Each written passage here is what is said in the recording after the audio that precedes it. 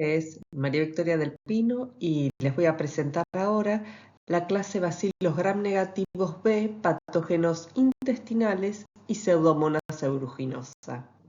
Objetivos de esta clase son identificar las principales especies bacterianas que causan infecciones del tracto gastrointestinal, describir los factores de patogénesis que les permiten producir enfermedad, analizar luego la epidemiología, la importancia médica y las medidas de profilaxis de estas infecciones y, por último, reconocer a Pseudomonas aeruginosas como un bacilo gram negativo oportunista de importancia médica.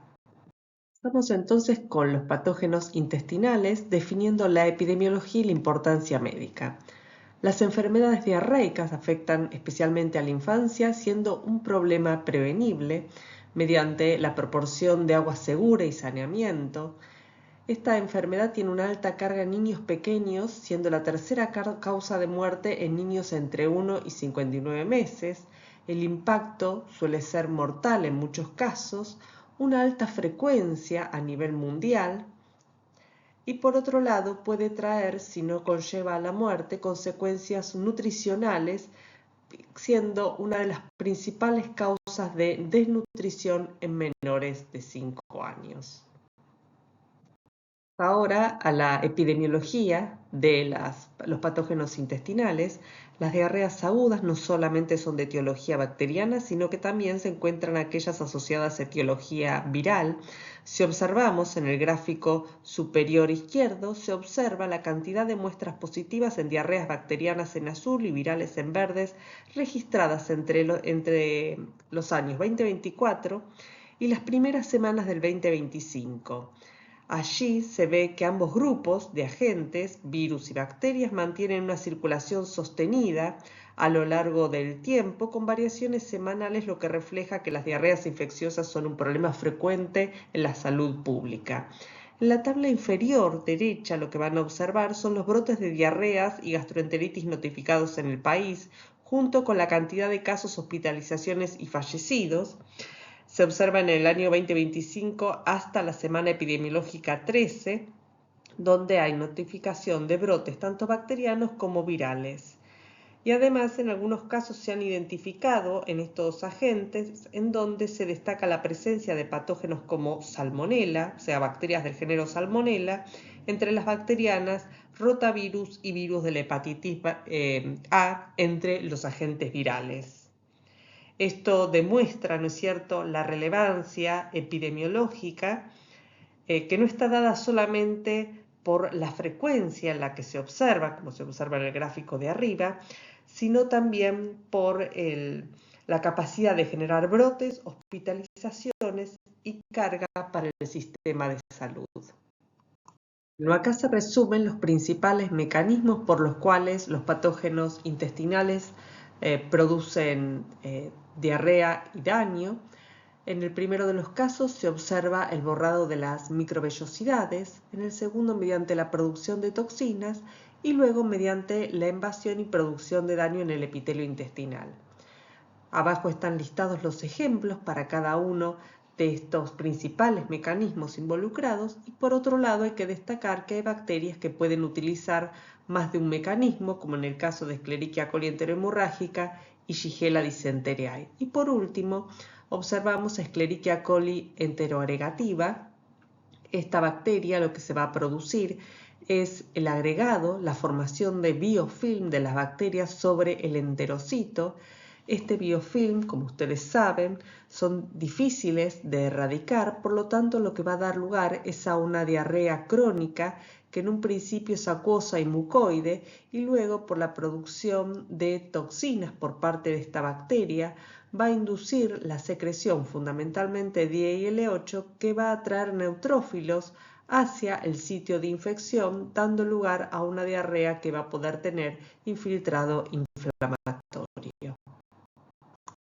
Con uno de los mecanismos de producción de diarrea, que es la producción de toxinas. Este mecanismo es similar para las bacterias Escherichia coli enterotoxigénica y Vibrio cholera, y acá lo describiremos brevemente para el caso de Escherichia coli enterotoxigénica. Esta bacteria lo que hace es liberar al espacio extracelular dos toxinas, una denominada termolábil y la otra denominada termoestable. Cada una de ellas se une a un receptor específico en el enterocito, generando en ambos casos una cascada de señalización intracelular, lo cual lleva a la liberación de cloro al lumen intestinal con la consecuente pérdida de agua, dando lugar a las denominadas diarreas secretorias. Otro de los mecanismos que utilizan las bacterias para producir diarrea y que es compartido por Escherichia coli enteropatógena y Escherichia coli enterohemorrágica es el borrado de las microvellosidades. Lo ejemplificamos para Escherichia coli enteropatógena. Esta bacteria, mediante un sistema de secreción de tipo 3, que es como una jeringa, lo que va a hacer es inyectar dentro del citoplasma del enterocito una proteína que se denomina TIR. Esta proteína se va a anclar en la membrana del enterocito y va a funcionar como el receptor de la adhesina de la bacteria. Obsérvense que esto es distinto a lo que ustedes venían viendo, que las adhesinas bacterianas se unían a un receptor que ya estaba presente en la célula. En este caso, la bacteria inyectó y hizo que se expresara en la membrana de la célula eucariota el receptor de su adhesina. Esto le va a permitir a la bacteria adherirse firmemente al enterocito, produciendo un reordenamiento de los filamentos de actina que lo que va a llevar es al borrado de las microvellosidades. Y este borrado de las microvellosidades va a permitir formar un pedestal que le va a permitir a la bacteria unirse firmemente y persistir. Como consecuencia del borrado de las microvellosidades, lo que va a haber es una mala absorción del agua. Consecuentemente, el tipo de diarrea que va a producir Escherichia coli enteropatógena va a ser acuosa. Vamos a ver que esto no es igual para Escherichia coli enterohemorrágica, ya que esta bacteria no tiene solamente un mecanismo de patogénesis, pero lo vamos a ver en unas diapositivas. En esta diapositiva vamos a estudiar la patogénesis de aquellas bacterias que producen daño del enterocito y por lo tanto, en este caso, la diarrea no va a ser acuosa, sino que debido al daño va a haber infiltrado inflamatorio, por lo cual la diarrea va a contener eritrocitos y leucocitos y se conocen con el nombre de disentería. Estas son producidas por las bacterias del género Shigella, en donde se destacan por su frecuencia Shigella flesneri y Sonnei, y Shigella dysenteriae, que es la que es capaz de producir la toxina Shiga. Por lo tanto, va a compartir parte de su patogénesis con Escherichia coli enterohemorrágica. Y por otro lado, otra bacteria que va a producir daño en el enterocito es uno de los virotipos de Escherichia coli, que es Escherichia coli enteroinvasiva. Nosotros acá lo vamos a ejemplificar para el caso de Shigella, y lo que hace Shigella es llega a atravesar el epitelio intestinal a través de las células M. Esta induce su propia endocitosis utilizando un sistema de secreción de tipo 3 que induce un reordenamiento de los filamentos de actina, que lo que va a hacer que la bacteria pueda atravesar la célula M en una vesícula. Luego, la bacteria es fagocitada por los macrófagos y las células dendríticas que se encuentran en las placas de Peyer y una vez en la localización subepitelial causa la muerte de los macrófagos. Estos liberan a las bacterias que invaden la superficie vasolateral de las células epiteliales. Las bacterias tienen la capacidad además de moverse intracelularmente mediante la polimerización de actina en uno de los polos formando protuberancias. Esta es una estrategia que tiene una bacteria que es inmóvil. Tanto Escherichia coli enteroinvasiva como Shigella son bacterias inmóviles no flageladas. Y eso le permite diseminarse no solo dentro de una célula, sino también pasar de una célula a otra. Esto va a generar la destrucción de los enterocitos formando microabscesos. Por ese motivo, las deposiciones de los individuos infectados pueden contener neutrófilos y hematíes. En esta diapositiva vamos a hablar de un mecanismo de patogénesis que es compartido por Escherichia coli enterohemorrágica y Shigella dysenteriae. Recuerden que estas bacterias son aquellas que tienen dos mecanismos principales de patogénesis y lo vamos a describir el segundo mecanismo especialmente para Escherichia coli enterohemorrágica. Recordamos que Escherichia coli enterohemorrágica, al igual que ocurría con Escherichia coli enteropatógena, puede realizar el borrado de las microvellosidades del hepatocito. Por otro lado, esta bacteria tiene la capacidad de secretar al espacio extracelular una toxina que es la toxina similgiga, la cual está codificada por un fago temperado. Esta toxina puede atravesar el epitelio intestinal y encontrar su receptor, que es GB3, en las células endoteliales, especialmente expresado en aquellas del endotelio renal, por eso su capacidad de producir síndrome urémico hemolítico. Esta unión de la toxina a su receptor sobre el endotelio lo que produce es la muerte celular por apoptosis. Este daño endotelial genera microtrombos, lo que va a producir trombocitopenia, y por otro lado el daño del endotelio lo que va a producir es la liberación de glóbulos rojos, por lo tanto la diarrea por Escherichia coli enterohemorrágica va a ser acuosa, por un lado producto del borrado de las microvellosidades y la mala absorción, y por otro lado va a contener infiltrado de eritrocitos provenientes del daño endotelial.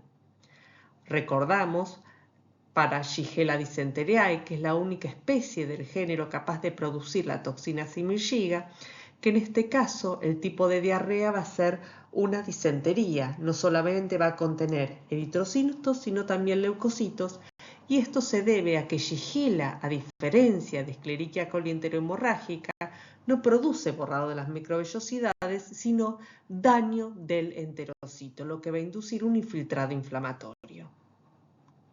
Pasamos ahora a la patogénesis de las dos especies que vamos a estudiar del género Salmonella. Comenzamos con Salmonella enteritidis. En este caso, la bacteria lo que hace es, como toda bacteria que va a colonizar un determinado tejido, se va a adherir. Frente a esta adhesión, la bacteria se va a inducir la expresión de un sistema de secreción de tipo 3 que va a inyectar efectores que lo que van a hacer es activar a las ROGTPasas, lo que reorganiza la actina y produce ondulaciones en la membrana que va a inducir la endocitosis y entrada de la bacteria al enterocito. Una vez internalizada, puede atravesar el epitelio y desencadenar una respuesta inflamatoria intensa. Lo que va a ocurrir es que esta inflamación va a estar regulada gracias a que los efectores que fueron secretados alteran también las vías como MAP quinasas y NF-κB, regulando la intensidad de la inflamación y la supervivencia intracelular de la bacteria. Esto va a favorecer, por un lado, la producción de citoquinas como IL-8, que lo que va a hacer es atraer neutrófilos al sitio de infección, y además la bacteria puede interactuar con los macrófagos activando la secreción de IL-1 beta y IL-18, lo que va a amplificar aún más la respuesta inflamatoria intestinal. Lo que va a producir esto en su conjunto es un daño epitelial con la secreción de mediadores inflamatorios y el reclutamiento de neutrófilos, lo que explica la diarrea inflamatoria con dolor abdominal, y en algunos casos esta bacteria podría dar lugar a una diseminación sistémica. Pasamos a desarrollar ahora la patogénesis de Salmonella typhi. Este es el agente etiológico de la denominada fiebre tifoidea, que es una infección sistémica que está caracterizada por fiebre, en donde la diarrea es considerada prácticamente un síntoma menor que se desarrolla solamente en un tercio de los pacientes. La inflamación en pacientes con fiebre tifoidea es causada principalmente por el infiltrado de monocitos en el intestino. Tras ser ingerida, se adhiere al intestino y atraviesa la mucosa principalmente a través de las células M del epitelio asociado a folículos. En este proceso participa un sistema de secreción de tipo 3 que permite a la bacteria inyectar proteínas en la célula del huésped e inducir su propia endocitosis, como ya vimos en casos anteriores. A diferencia de Salmonella enteritidis, Salmonella typhi no permanece localmente, sino que es fagocitada por macrófagos de las placas de Peyer y de los ganglios mesentéricos, donde sobrevive y se multiplica. Desde allí se produce una bacteriemia transitoria y se disemina al hígado, al vaso y a la médula ósea, donde continúa replicándose probablemente dentro de los macrófagos. Cuando alcanza una alta carga bacteriana, vuelve otra vez a la circulación y puede persistir en los ganglios mesentéricos, la médula ósea o la vesícula biliar, desde donde puede reingresar al intestino y ser eliminada con las heces. Vamos a pasar ahora al diagnóstico de las diarreas causadas por bacterias, y que se realice o no diagnóstico microbiológico va a depender de la clínica. En aquellos pacientes que transcurre la diarrea como febriles, sin compromiso inmunológico y la diarrea es acuosa, no se van a realizar estudios microbiológicos. Si en cambio hay fiebre prolongada y o diarrea con sangre, se va a sugerir la realización de los coprocultivos, y si se observa compromiso sistémico, se trata de neonatos o individuos inmunocomprometidos, además de coprocultivos, se va a sugerir la realización de hemocultivos seriados. ¿Cuál es la función del coprocultivo? Es lograr aislar en distintos medios de cultivos bacterianos al agente etiológico que está causando la diarrea. Luego se va a identificar mediante pruebas bioquímicas, y también se puede realizar la serotipificación y la detección de toxinas si uno sospecha una diarrea causada por bacterias que producen toxinas.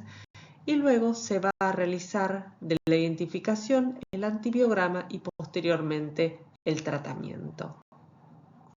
Estas bacterias se van a encontrar colonizando el intestino de los animales y del hombre, ya sea sano o enfermo. Por lo tanto, la vía de transmisión va a ser la vía fecal-oral a través de agua o alimentos contaminados. Por lo tanto, las medidas de prevención de las diarreas constituyen la higiene personal, manipulación segura de alimentos, agua segura, control sanitario, medidas en población vulnerable. Luego ustedes pueden tranquilos leer cómo se llevan adelante cada una de estas medidas. Y en cuanto a la profilaxis específicas, hasta el momento existen vacunas disponibles contra el cólera y la fiebre tifoidea que fueron aprobadas por el ANMAT en Argentina para personas que viajen hacia zonas endémicas. Y a modo de conclusión resumimos los principales mecanismos estudiados. El primero es el borrado de las microvellosidades, que va a producir una diarrea acuosa malabsortiva, y este mecanismo es utilizado por Escherichia coli enteropatógena. Por otro lado, Escherichia coli enterotoxigénica y Vibrio cholera produce toxinas que generan la liberación de cloro con la consecuente secreción de agua, produciendo una diarrea secretoria.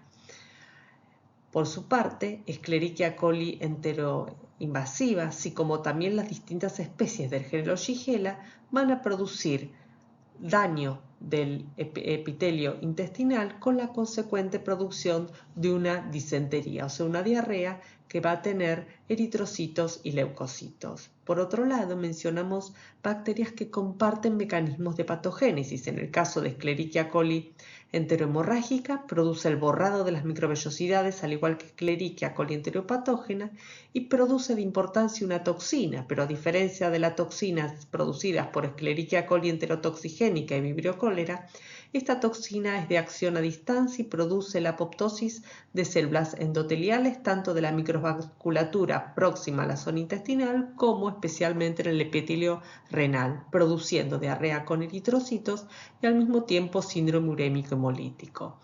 Shigella dysenteriae, exclusivamente esta especie, también va a producir la toxina Shiga, que es igual a la símil Shiga de Escherichia coli enterohemorrágica, por lo tanto va a producir también diarrea con eritrocitos. y por el mecanismo de la toxina de acción a distancia puede producir síndrome urémico hemolítico debido a la afección renal, y por otro lado, debido a que esta bacteria comparte el mecanismo de daño con Escherichia coli enteroinvasiva, lo que va a producir es una diarrea que no solamente va a contener eritrocitos, sino también leucocitos.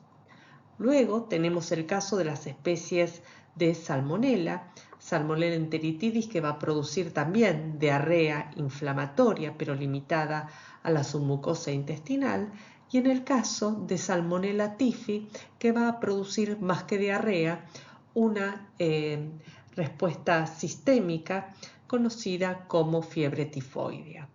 Cabe destacar que nosotros mencionamos recién que los reservorios de estas bacterias son los intestinos del hombre y los animales, y en particular tenemos que destacar que en el caso de Escherichia coli enteroinvasiva y las bacterias del género Shigella, el reservorio de estas bacterias es principalmente el humano enfermo, mientras que en el caso de Salmonella typhi, el reservorio exclusivo es el humano, o sea, tiene que haber un hombre enfermo o un portador subclínico para que se produzca la diseminación de esta enfermedad, ya que no existen reservorios animales. Haremos Pseudomonas, porque es una bacteria de gran importancia médica, especialmente Pseudomonas aeruginosa, que es una de las principales causas de infecciones oportunistas en el ámbito hospitalario. Aunque muchas especies viven en el ambiente, en agua, en suelo, en superficies húmedas, algunas pueden convertirse en patógenos cuando encuentran un huésped vulnerable. Lo más importante de este género es la capacidad de producir infecciones graves en pacientes hospitalizados, personas con catéteres, quemaduras, fibrosis quísticas o inmunosupresión. Y además tiene una gran capacidad de formar biopelículas, lo que le permite adherirse a superficies y dispositivos médicos y también resistir de ese modo mejor al tratamiento. Es una bacteria que tiene resistencia intrínseca a los antibióticos y hay también gran capacidad para adquirir resistencias. Por lo tanto, esto complica el tratamiento y aumenta la importancia de un diagnóstico oportuno. Por lo tanto, estudiar Pseudomonas es importante no solo porque es una bacteria que es común ambiental, sino también porque es un patógeno oportunista capaz de causar infecciones serias y difíciles de tratar. Diapositiva, la bacteria posee múltiples factores de virulencia, desde aquellos compartidos con otras bacterias de la familia Enterobacteriaceae a la que pertenece, como pueden ser el flagelo, la presencia de LPS, sino también múltiples efectores que son secretados, mecanismos de adhesión, capacidad de poder producir daño en la célula hospedadora. Entonces lo que uno puede preguntarse es por qué esta bacteria no es un patógeno primario, sino un patógeno oportunista, es decir, necesita tener un huésped vulnerable para producir infección, y esto se debe a que prefiere ambientes alterados, ya que prefiere crecer sobre superficies húmedas como el tejido dañado o dispositivos médicos, es decir, necesita un nicho facilitador. Y por otro lado, sus factores de virulencia son regulados por mecanismos de quorum sensing, lo que hace que solamente se expresen o fundamentalmente se expresen cuando haya un gran número de bacterias colonizando. A modo de conclusión, tenemos por un lado los patógenos intestinales,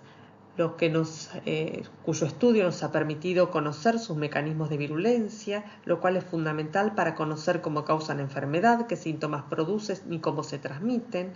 Esto nos permite no solo reconocer mejor las infecciones, sino también aplicar medidas de prevención adecuadas y mejorar el diagnóstico temprano. Y por otro lado, Pseudomonas aeruginosa, su importancia radica en que es un patógeno oportunista con numerosos factores de virulencia, capaz de colonizar, formar biopelículas, generar infecciones difíciles de tratar. Por eso, estudiar su patogénesis es clave para comprender por qué afecta con mayor frecuencia a pacientes vulnerables y cómo podemos prevenir sus complicaciones.